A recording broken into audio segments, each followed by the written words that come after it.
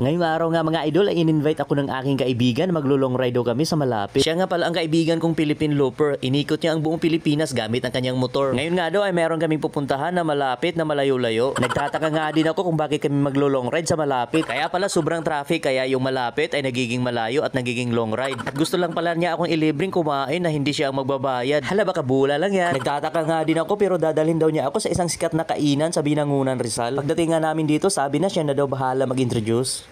Welcome to Sikatan, Sikata.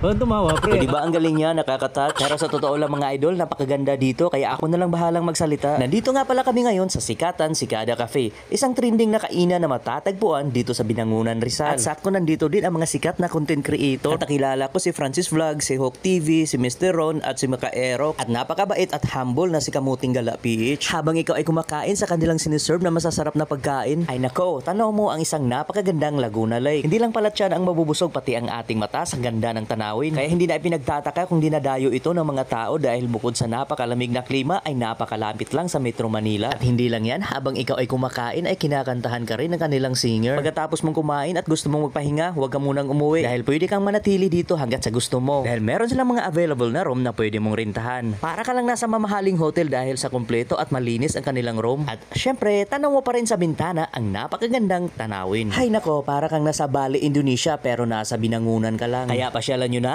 ang Sikatan Sikada.